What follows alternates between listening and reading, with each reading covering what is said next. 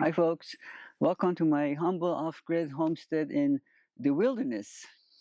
Pun intended. Today, I want to woodpeckers.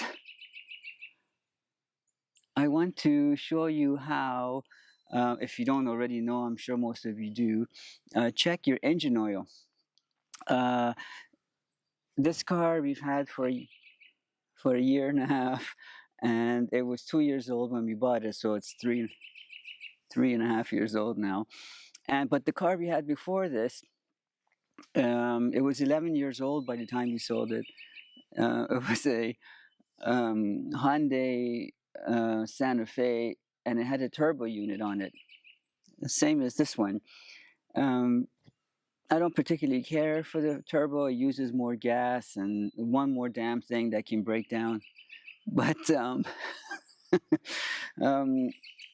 get this particular package, because it's sort of an off-roadish package, we had no option to get the turbo unit with it. So that other one, the Hyundai one, I noticed that it was using a lot more oil than.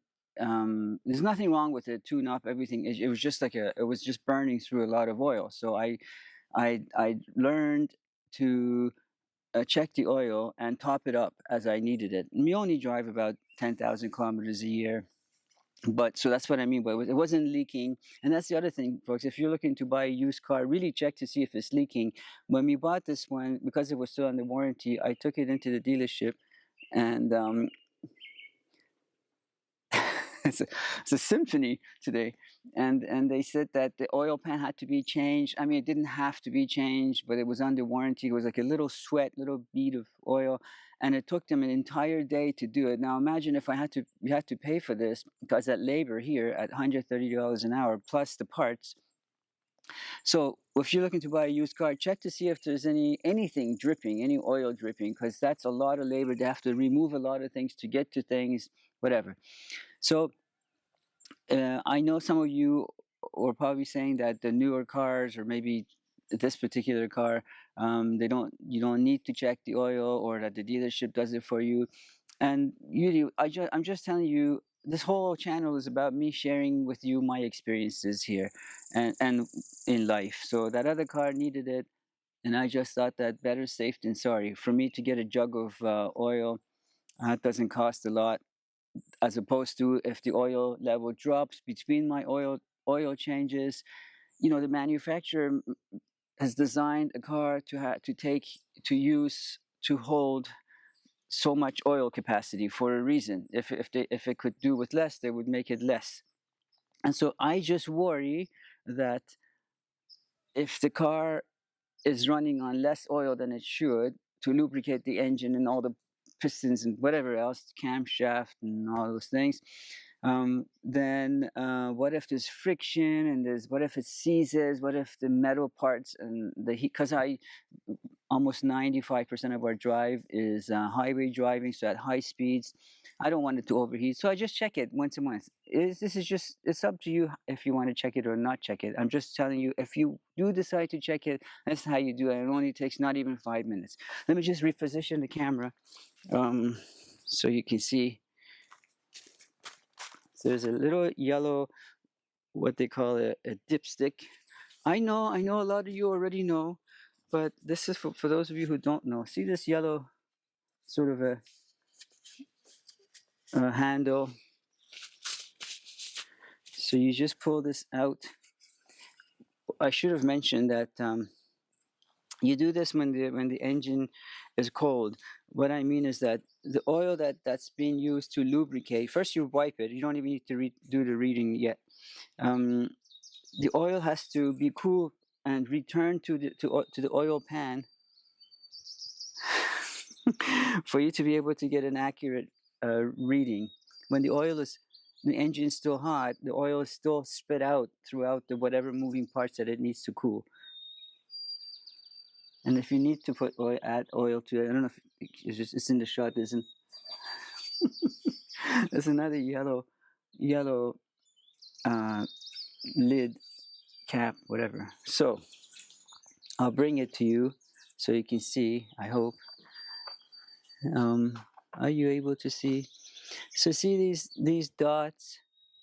So in between those two dots are good. Sometimes they even write full or not full. So I'm already pretty high. It's reaching the higher dot. So if you were in between, you would still be okay. And if you're below that, you need to add oil to it. Push it back in, make sure it's nice and tight. Now, let me show you if you need to add. So how long did that take? Really, literally 2 minutes. So see that this here, that cap is, if you need oil, that's where it says, actually it says on it, engine oil. You add it from there. While I'm out, when you're doing your own thing, this is for your windshield washer fluid. You know, it's just like in Canada, it's about $3 a jug.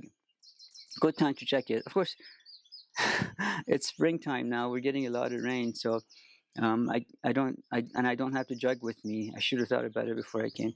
Well, one thing that I did notice that I should go and get. And this is this area, this container is for, as it says on it. I don't know if you can see. Let me just wipe this so you can maybe see better. It says coolant, and it looks like, when I looked at it from the other side, it looks like I'm low. Well, I don't know if you can see.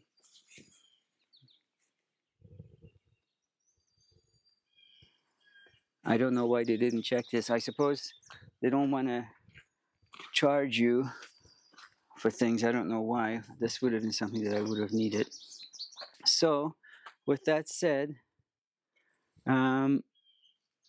have fun getting to know your car, and you know, as I like to do preventative care with everything, with my tools, with the car. And we're a single car family, and we have to drive far to get to town, about an hour each time. Not even a big town. Bigger town would be 60,000 people, and that's an hour and a half away each way at 130 120 kilometers an hour in speed. So these are things that you're going to have to learn to do on your own. It takes very little time, and cost is a lot less if you do it yourself as opposed to if you take it to the dealership. Anyway, hope you enjoyed this video. Take good care.